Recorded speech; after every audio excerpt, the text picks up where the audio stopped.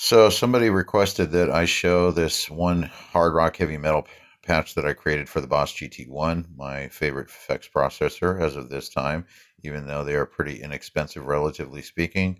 I love the way they sound. First thing, going to the menu portion of this, you hit the menu button over here, and I go to the output. And most of the time, going into an amplifier, I use stack return. That's just my preference, even though I'm going to the front end of the clean channel of an amplifier. So I tend to have to sometimes, depending on the amp, bring the treble down a bit, and sometimes bring the treble down on the patch itself because it's a little bit more trebly, but it has overall, I think, the best sounding range. But that's my preference. Okay, so you have to decide, which of these different ones you're going to use, but I tend to use the stack return. That seems to be the most neutral sounding one. Okay, going to the patch itself. This is one that I call Sodano, and because I'm using the Sodano preamp, it's kind of a hard rock and heavy metal patch, all around really great. So the first effect that I have on here is I use a little bit of sub delay, and that's just personal preference. I'm just using a little bit of sub delay in the patch. It's actually positioned after the preamp, but those are my settings for that. And then going out of there into the overdrive portion, which is the next one that I have on. I'm using a tube screamer with the drive pretty low and the level pretty high. That's a matter of taste. A lot of people push the front ends of their amps with tube screamers with the level all the way up and the drive all the way down. I like to use a little bit of each here, and that just tightens up the sound. If I turn it off, then I can, just use the amp model itself and kind of back off the volume and clean up the tone.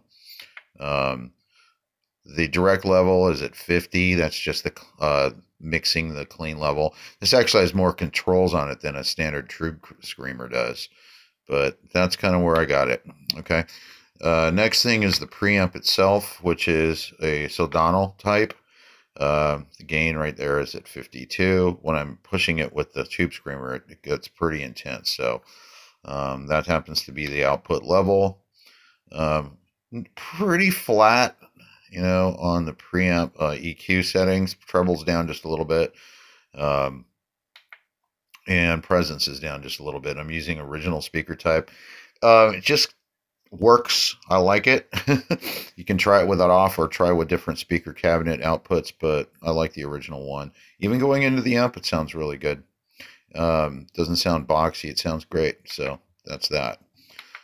Getting out of that, for the particular modulation on this patch, you can use whatever you want. This one happens to be a chorus, and I just have it set sort of a standard chorus sound. I don't like them too intense.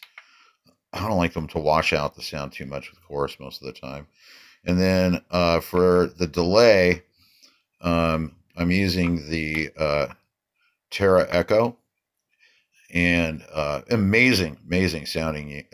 It's kind of cool in the sense that the Terra Echo tends to respond to your playing a lot, and it really makes lead work sound fantastic. So if you haven't tried Terra Echo, it's something that Boss came up with. It's their own thing. It sounds really cool. And then I have a little bit of boost when I turn it on, and I have that hooked up to this control pedal. So when I turn on and off the delay, I have it assigned to the control pedal with a little bit of a volume boost for solos. The last thing is reverb. I kind of go in between plate and hall. I like both. Plate's a little brighter, but usually I use hall, and those are my settings for that. And then when you scroll through here,